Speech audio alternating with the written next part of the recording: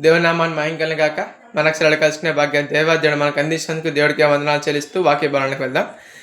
నిన్నటి దినమందు మనం దేని గురించి ధ్యానించుకున్నామంటే రకరకాల పెదవుల గురించి మనం ధ్యానించుకోబోతున్నామని మనం అనుకున్నాం.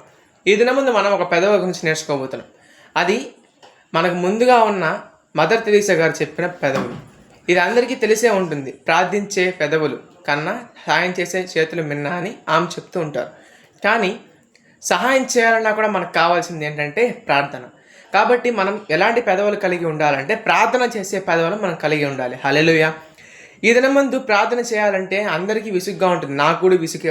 ఉదయాన్నే లేచి ప్రార్థన చేయాలన్నా, లేకపోతే తినకముందు ప్రార్థన చేయాలన్నా, పడుకునేటప్పుడు ప్రార్థన చేయాలన్నా విసుగ్గా ఉంటుంది. ఎందుకంటే ఎప్పుడు ప్రార్థన ఏంటి, అన్నిటికీ ప్రార్థన ఏంటి అని. కానీ ప్రార్థనకున్న శక్తి గురించి ఎంతమంది దైవజనులు ఎన్ని రోజులు చెప్తూనే ఉంటారు. కానీ దాని గొప్పతనం మాత్రం తగ్గదు. ఎందుకంటే ఒక తండ్రితో మాట్లాడుతున్నాం, లేకపోతే మన దేవునితో మనం మాట్లాడుతున్నాం.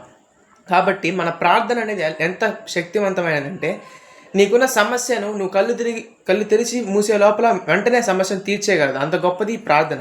కాబట్టి ప్రార్థన చేసే పెదవులు కానీ మనం కలిగి ఉన్నట్లయితే మనం దేన్నైనా పొందుకోగలం. కాబట్టి ప్రార్థన చేసే పెదవులు కలిగి ఉందాం. ఇంకొక పెదవు గురించి రేపటి తెలుసుకుందాం. ఈ వాక్యాన్ని దేవుడు దీవించి ఆశీర్వదించును గాక. ఆమేన్.